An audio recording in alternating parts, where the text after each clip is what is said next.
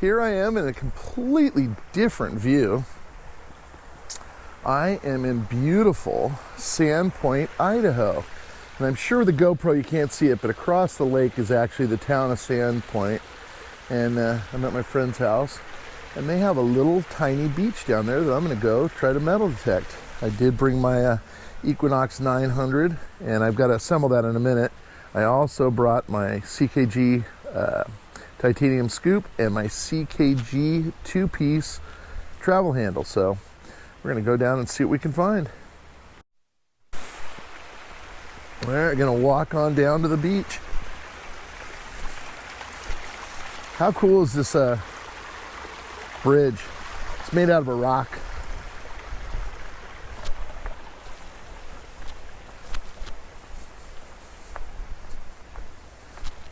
Been absolutely beautiful here. It's a little bit of weather coming through in the evenings and in the morning, and then it gets nice and sunny. And we go out my friend's boat and do some tubing, and they're really good at wake surfing. It's actually a wake surfing boat that actually makes a wave behind it. Really, really cool. And here we are down on the lake. And then once I assemble my detector, I'm gonna walk around kind of right out here in this little area right here on this little beach and see what we can find. I want to show this because I really think this is cool. I've tried to travel with my my 800s before, and it's a little bit more work. So this little guy stays right on this three-piece collapsible shaft, which means this whole thing fits right in my suitcase. Now, the law states that you're not allowed to fly with batteries in your checked bag. So you put them in your carry-on, and it's just 4 little bolts that hold this guy on. So I'm able to just literally unbolt this guy for my travel needs, and then literally put it right together when I'm on site, and I will have a complete detector. So kind of neat. Made it real easy for traveling. Complete. All right, I'm about to go check this out. The water is actually a really comfortable, like high 70s, mid to high 70s. So I am going to run my detector without any headphones, and I'm going to just kind of run it on a standard beach tube.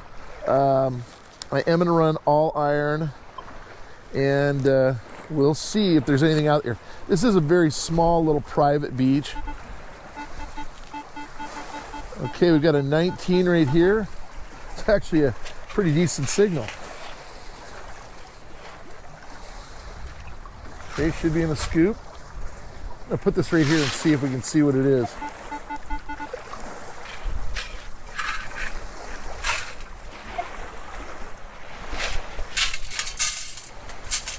Huh. It is.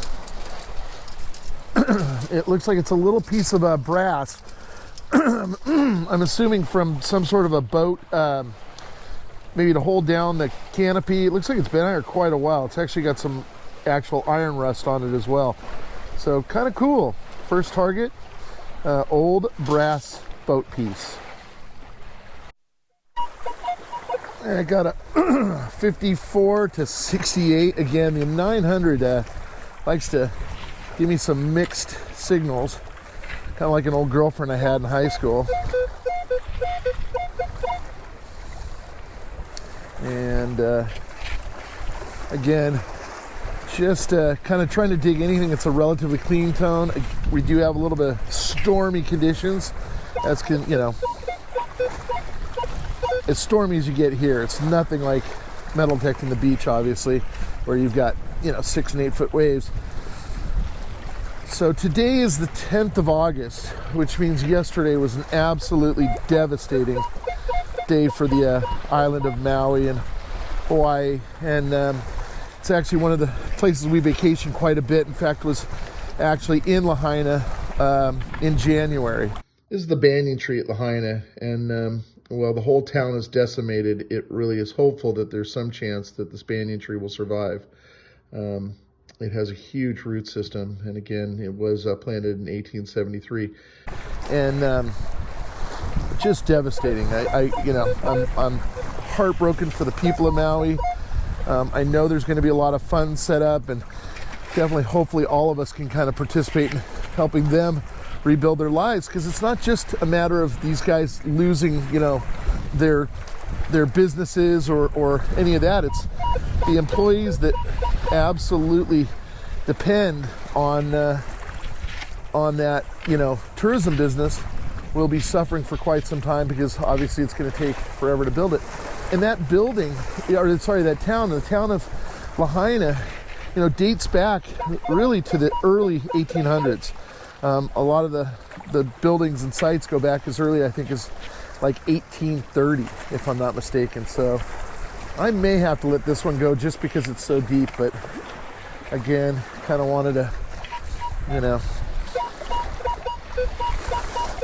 right now it's really jumped up into the 80s, but it could be deep iron as well, as you guys all know if you watch any of our videos using the 900. Yeah, I'm gonna let this one go. But again, devastated over Maui. We're gonna go see if we can find any other targets. We're gonna jump over this side of the dock and see if there's anything here.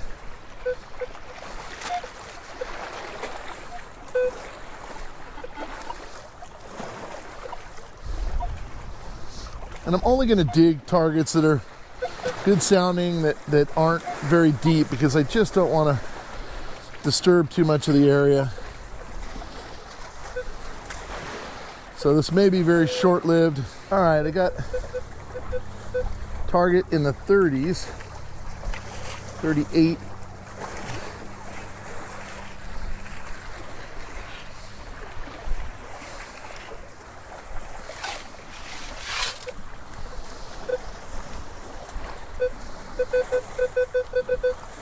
That's a 35. Actually, pretty good numbers. Or at least they are on the beach in salt water.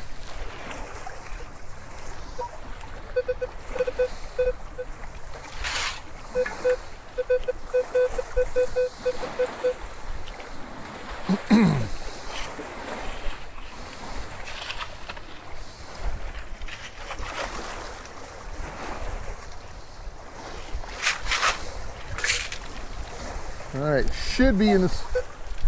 Well, I'm hoping it's in the scoop. I'm not hearing it in the sand.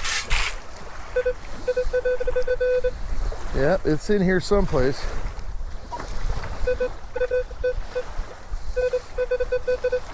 All right, let's see what we got. See anything? No.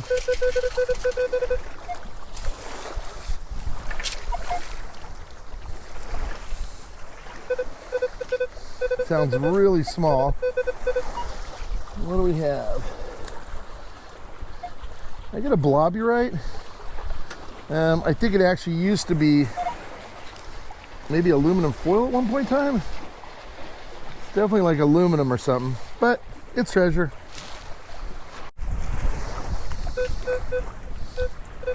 All right. I have another one in the 30s to 40s, high 30s, low 40s.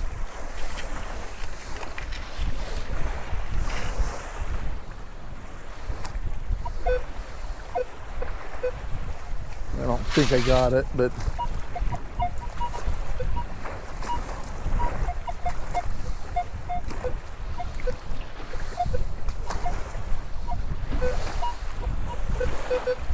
I think it's still there. Does not sound like a big target at all. Maybe kind of more of what we just found. So I think at one point in time might have been aluminum foil.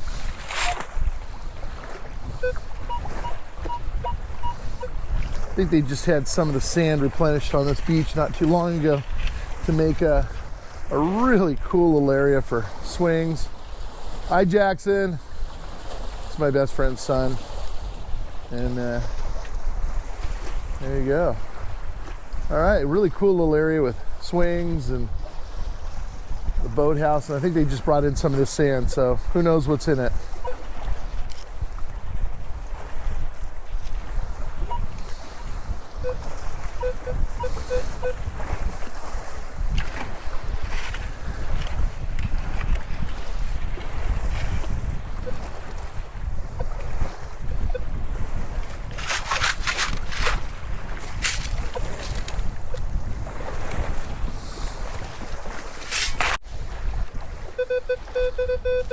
Well, I think I actually did get it out. It's a 41. A little high for a pull tab. Well, I think I see it. I think it's more of whatever that aluminum was. It literally, I think it's like a globurite. It sure looks like that's what it is.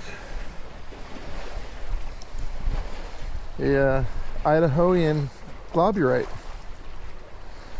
They are everywhere. Well, there wasn't much out there, but it was still fun. And I don't know if I'm going to get a chance to detect again in Idaho, but if I do, I will certainly include you guys in on it. And I'll probably, if I don't detect again in Idaho, I'll probably include this in another video. After finding almost nothing metal detecting, I did decide to go give wake surfing a try. And here's how that went. Yep.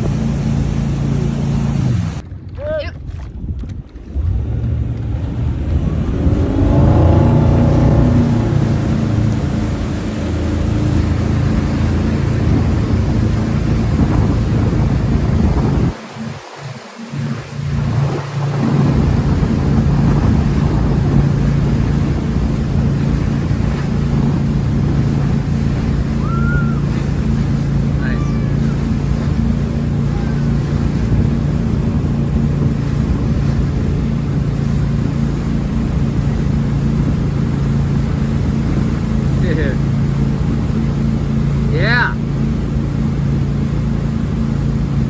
Oh man, he's almost there. The hard part is learning how to get up and get into the wave. I mean, I was able to get up with the rope, but to actually stay, on the wave without the rope is really difficult. My friend, she can actually put her daughter on the same board with her and completely surf really well. And truthfully, they can do it until they completely wear out. Her and her husband are just really, really good. And their daughters, too. Their teenage daughter was able to actually go so far as to actually jump the wake, start on one side of the wake and then jump completely over to the other.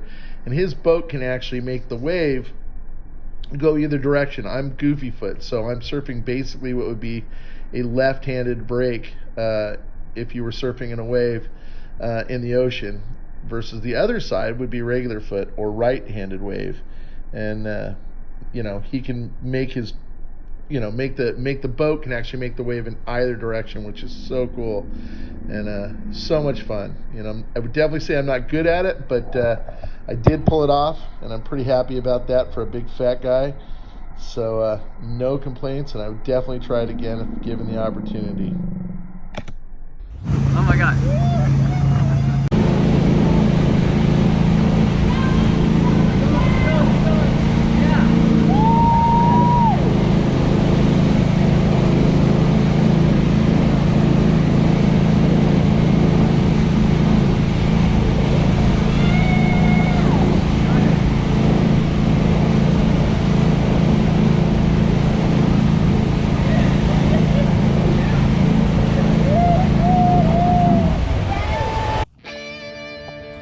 Hey guys, Pirate Mike here. Just want to say thank you guys so much for watching. I have no idea why I do this, but every time I find a $50 at the beach, I stick it in my eye. Again, I sure hope you like my channel, and thank you again for watching and for subscribing. I really, really appreciate it.